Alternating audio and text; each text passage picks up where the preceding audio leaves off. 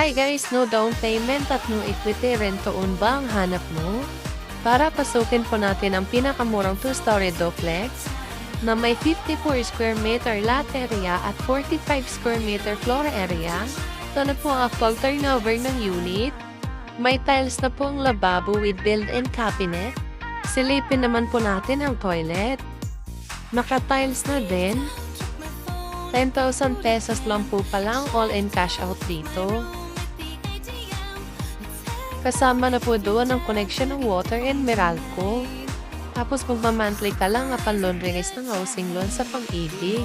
Ang kagandahan po dito, naka-sliding window na din.